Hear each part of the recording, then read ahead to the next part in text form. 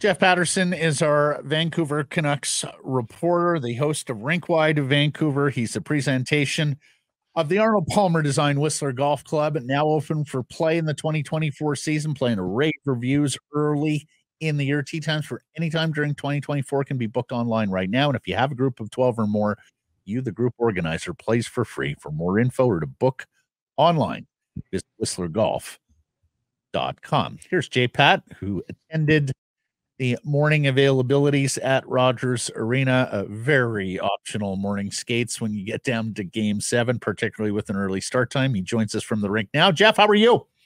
Good. The calm before the storm, if you will. Nikita Tolopilo is out on the ice facing some shots, going through a little bit of a workout. That is it, though. In fact, I'm surprised that he took the ice because they had just resurfaced it, and I thought maybe they would just let the fresh sheet of ice sit now until puck drop just after 6 o'clock. But yeah, relatively quiet, all business here, both sides. They know the stakes, and we can talk about it until the puck drops, but ultimately the time for talk is running out here, and we'll see what the actions have to say once they get going tonight. Boeser, the big topic at morning avails. Yeah, absolutely. You know, the Canucks tried to sort of pawn it off as a maintenance day yesterday, but there was a weird vibe here yesterday. I'm not going to say that I had a hunch that we were going to get the earth bomb that we got, but certainly the news came out after the Canucks had wrapped up. So there was no questions to players or coaches yesterday, and we had to wait. And even today, Rick Tocchet sort of refusing to confirm fully. I mean, yes, acknowledged that they're playing without Brock Boeser, but didn't want to get into the nature, didn't want to get into the details, said that it'll address things down the road. So we're still kind of trying to put the timeline all together because obviously Brock Boeser played on Saturday night, had one of his poorest games of the season. To his credit, came out, faced the media in sweats. There was no indication of any treatment points on him at that stage. Owned his part of the Zach Hyman goal where he was the closest player to Hyman and needed to do a little bit more there. Didn't have a shot on goal, and that is not Brock Boeser hockey, certainly the way that he has performed through the season and the playoffs as well.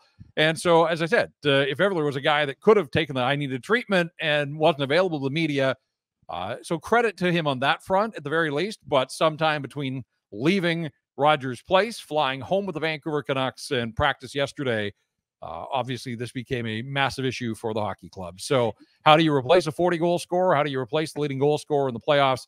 Ultimately, you don't, but you hope that in a one-game winner-take-all that somebody rises to the occasion, that the group uses Boeser's absence as inspiration here, and that they can find a way to grind out a victory, as most of their wins in these playoffs have been grindy kind of wins. They just have to stick to that game plan and hope they can do it one more time tonight. You almost wonder if he had symptoms, wanted to tough it out, not knowing what it was. And then obviously after the game said, I really have symptoms. Let's look into this further. Maybe that's what happens. You don't replace him in the lineup. You can replace him on the line with a 40-goal scorer, albeit not one that's going very well, or a virtual 40-goal scorer in Elias Pettersson. Is that what the Canucks are forced to do at this point? Well, I thought you were going to say they're going to bring Andrei Kuzmenko back for a mid-series trade. Sure, yeah. He's in Australia. That's going to be difficult. Time zones and travel, you know. It'd be exhausted. Look, Tocchet was asked a question about his lineup, but not really so much about line combinations. We saw some unique ones yesterday at practice, including Vasily Podkolzin skating with Elias Pettersson, but Tocchet confirmed that Podkolzin will not play. So he's hoping that, you know, the banishment to the press box of both Ilya Mikheyev and Sam Lafferty somehow can produce a spark. We saw a little bit of that. Nils Höglander getting into the lineup and scoring the team's only goal the other night. But I do think that in a Game 7 situation, you won't see much of the fourth line. I don't think this is going to be a case of rolling four lines. So I think you try to figure out early who's going and sort of work around that. I could see a world in which Ilya Mikheyev actually steps into Boeser's spot with Miller and Suter.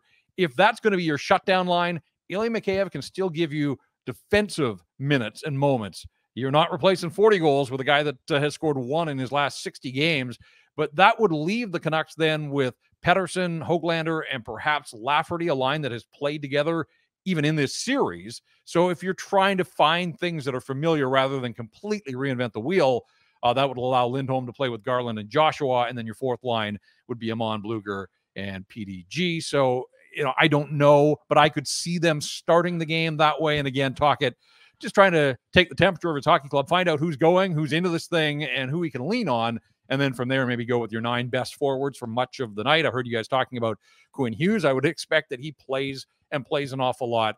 I hope that there is some magic left in him because he has been outproduced, certainly, and I would say outperformed by Evan Bouchard in this series. I'm not here to get into any debate about who's a better defenseman. Quinn Hughes is probably going to win the Norris, but he has not performed at the level that we saw in the regular season when he put up 92 points and controlled games and tilted the ice in the Canucks' favor.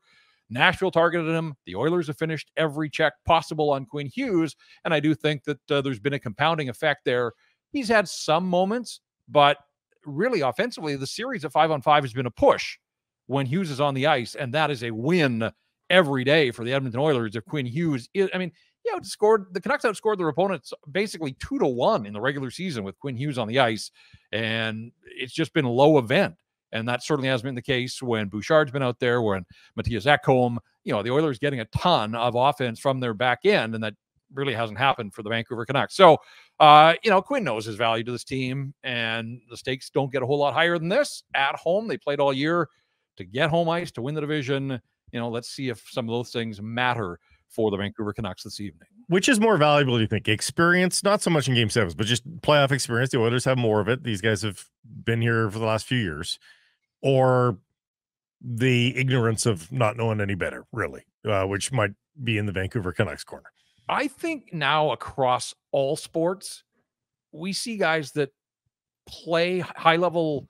It doesn't matter. I mean, guys come out of college and win on the PGA Tour right away, right? Like these guys are battle tested, whatever sport they play. And even hockey players, 13 and 14 and playing year round and academy hockey, they play high level. That's not Game 7 of a Stanley Cup. I get that, but I think every experience is a good experience that you draw on. And so, for me, I think the thing that I really look at in this game is resilience. And I know that's a word that gets used around the Canucks a lot, but it's true. Like they have bounced back at almost every occasion. Matt, you were talking about consecutive losses.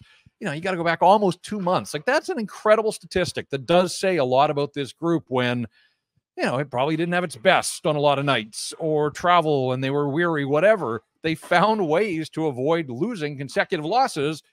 Artur Silovs has never lost back-to-back games in the National Hockey League. It would be a shame if this was the occasion for him. And even at that, I look at the goals the other night, I'm not sure that I'm pinning a ton on him. You would have loved him to get a little bit more of the Hyman opportunity, but man, he had just faced Hyman a moment earlier on a grade A chance. The Canucks had to do a better job defending in those situations. But I just think if it boils down to one game at home, we saw what they looked like in Game 5. They responded to a poor performance in Game 4. And not even so much a poor performance, but just the letdown of the way Game 4 ended. They responded in Game 5. Game 6, for whatever reason. And again, guys, 1-1 after one, they were in a great position after 20 minutes as the road team, low event hockey. For all the talk of the Oilers being desperate, it really didn't look or feel that way in the building on Saturday. I mean, the shots were 4-4 through 20 minutes of play, and then the Oilers cranked it up and the Canucks didn't match. So I just think I roll up this season in a ball. 50 wins, 109 points, division title, home ice advantage here. I need this game to look and feel a lot more like Game 5 did when the Canucks took over and tilted the ice than what we saw on Saturday in Edmonton. Yeah, it was a terrific road period for them. Period 1 in Edmonton, and then everything fell apart. When we talk about resilience, Jeff, the other thing is the last time they lost 2 in a row was Casey DeSmith was in the goal, right? You remember, that's when we were starting to get to the point where Casey DeSmith, not accustomed to playing all those games instead of Thatcher Demko, and it finally caught up to them. So, no, resilience, 21 games on steroids in terms of what this Vancouver Canucks team has achieved. Stuart Skinner, I think the most disappointing part of Game 6 for me, Jeff, is that you had a goaltender who went back in the crease, surely with his confidence rattled a little bit, didn't test him a whole lot. They're averaging 21 shots per game in the postseason. What's a good number for them tonight in terms of shots on goal? I guess I'd look at 30. I mean, I don't have grandiose expectations of 40 or 45 shots. That's just not the way this team is built and the way it's playing, and certainly without a 40-goal guy in Brock Boeser in the lineup. But I'm with you, Matt. On the ground in Edmonton, I can tell you, leading into the game on Saturday, and even just in the media room before the game, like everybody was talking about Skinner and how is he going to respond, and what an opportunity, and he is their guy, and Chris Knoblauch empowered him to be their guy. And then the Canucks get 2 first-period power plays with McDavid and Draisaitl in the penalty box at that. Like, you would have thought maybe that was a little bit of juice for the Vancouver Canucks, 2 minutes each that they didn't have to play. The Canucks would have liked it to have been less time than that in the penalty box for those guys, but didn't turn out that way, but certainly didn't test him and just eased him in. And, really, when you look back at this series, the same goes for Calvin Pickard in Game 4. Game 4 and Game 6, goaltending was the hot-button issue on the Edmonton Oilers side. And in both of those periods, the first periods, the Canucks had 4 shots on goal. So test the guy, make him make some saves. Like, this is a big moment for everybody, but it may not be a bigger moment for anybody than Stuart Skinner here. And, I think for the Canucks, and there's a fine line, guys, at this level, trying to pick corners and beat goaltenders. The Canucks had 15 shots on goal. They had 25 missed shots the other night.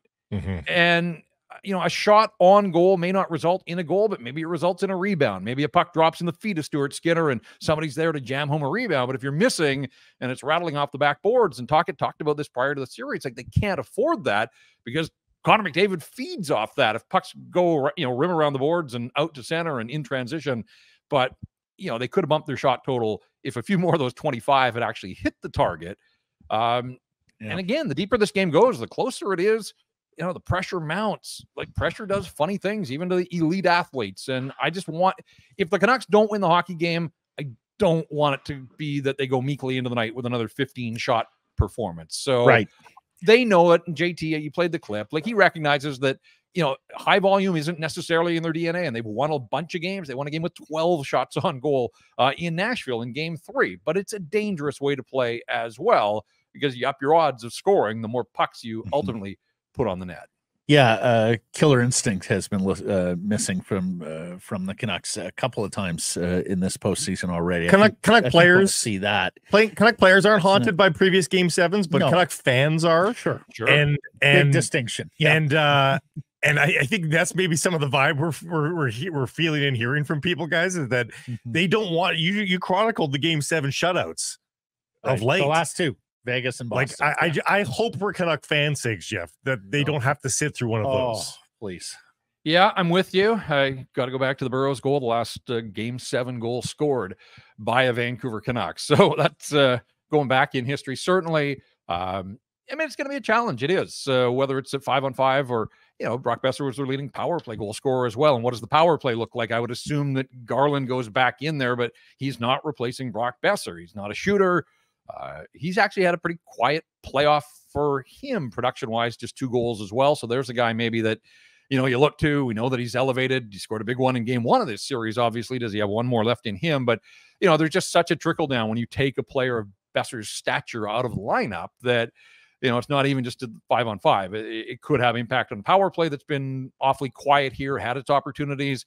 It's funny. Special teams were a huge factor early in this series, and now nobody can buy a power play goal, and that's credit to the Canucks penalty killers. But man, doesn't that feel like borrowed time as well? That you can hold the Oilers power play at bay for 10 in a row, but if they get that 11th opportunity, you're on the edge of your seat. It's that good, obviously. So hopefully the Canucks haven't played all of their penalty killing cards to this stage in the series, and they've got a little bit more magic left there, because you're playing with fire if you put this Oiler team on power play. And I would just think that the fact that they've gone a little quiet, they recognize what they're capable of when they get power plays, if they can draw penalties. So, discipline's going to be so important.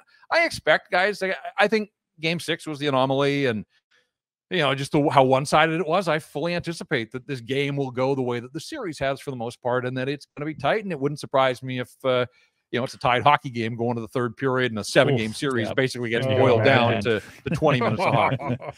All right. I'm going to ask you, Blake, as well, and I'll pick third here, but give me a Canuck player we'll be talking about tomorrow, Jeff. Who can you see rising to the occasion here? I look at Elias Lindholm. I just think he was brought in to perform in the playoffs, and he has. And he's got the history, obviously, in the Battle of Alberta. He's been really good in this series, whether it's been in the matchups or not. And that line, they've had some moments in the Nashville series and earlier in this Edmonton series as well. So yeah, maybe they miss one right shot guy that can produce some offense, but maybe there's a little on the stick of Elias Lindholm, and we'll see if he can be the guy for the Canucks tonight. Good question. Is he going in the Boeser spot then on the first? I don't think so. No? On the first power play, perhaps. Yeah. Again, that's with no morning skate, and they didn't run through power play at practice, so there are some mysteries as we work our way closer to game time here. But I would think that he'll be in the bumper, certainly. And, he's been around that net front on the power plays, had some success there. So maybe so we're looking at Garland elevating to the unit then, I would guess. That's my hunch, unless they plant Dakota Joshua in front of the net. I mean, that would be the other option, I guess. Through my mind too, yep. Right. I'll go Hughes. I'll be on original, just because I think he, unlike Paterson, which is a real deep cut, I think he's still got so much to give. Hughes does, and I think he digs deep on the health side of things. Well, you've left me both with the two guys that I was debating towards. Okay, between. We'll hear about JT Miller in our Bet365 selection. So I'll go with Arturs Silovs. I mean, if you win a Game 7 against an Edmonton Oilers team with four of the best offensive players going, I would stands to reason to me that Arturs Silovs would have had him a game. So I will go with the rookie Latvian goaltender. Might be a bronze statue. Hey, one in Riga. I think regardless, though, Matt, I mean, they need him to have that game, and then it's a question of can they support the offense at the other end to squeeze this thing out. I just wonder if tonight's the night where he does have to stand on his head a little bit. More than we've seen. Vanny Sartini would like to weigh in, guys. He was asked to practice for the Whitecaps. He says 4-2 at the end. We score an empty netter. He lamented Boeser. He said that's my favorite player. Tonight's going to be the revenge of Paterson. 2 goals. One JT Miller, one for Teddy Bluger because he's my friend. Well, we got to find out what Coach Campbell thinks in Kamloops. Yes, that's right. As well. We're surveying all quarters. Jeff, marvelous stuff. Thank you for this. Of course, we'll be watching, listening to Rink Wide later this evening. Enjoy Game 7, my friend. Yeah, I'm looking forward to it. It's been a terrific series. It's kind of been, I think, everything that we hoped it would be with the storylines and the drama and the fan bases and everything else. So one more time. One more. This is what he lives for. That's Jeff Paterson, our Canucks reporter, the host of Rink Wide Vancouver. They will be going seconds after the final horn tonight. Well, a hell of a show regardless. Yeah, with Irfan Gaffar, who, of course, broke the story on Brock Boeser. Okay, time now for our Bet365 bets of the day, the segment presentation of Bet365, proud partner of Sekeres and Price. JT Miller's been such a horse for the Vancouver Canucks this year. You have to like him to score tonight. If the Canucks are going to be successful, I think he's got to be a part of the equation. He goes off at plus 170 as an anytime goal scorer. If you like him to score the game's first goal, and I think I like him to score the game's first goal, that's paying plus 800. First goal. Wow. Very bold. I'm going anytime goal scorer. Okay. For another guy that would get a bronze statue if this happened. It's been a while since we heard from him in these playoffs. Nikita Zadorov. Oh, wow. Anytime goal scorer. One. Shooting for the Stars of plus 800 anytime for Zadorov to pull off more of his heroics. Hey, Skinner's back in goal. He's done it. Bet365, open an account today. Use code VANBONUS, all together, all one word. Bet on a huge range of markets. So whatever the sport, whatever the moment, it's never ordinary at Bet365. Thank you, everybody, for joining us here today. We will be back to regularly scheduled programming and procedures on Tuesday. Enjoy the game.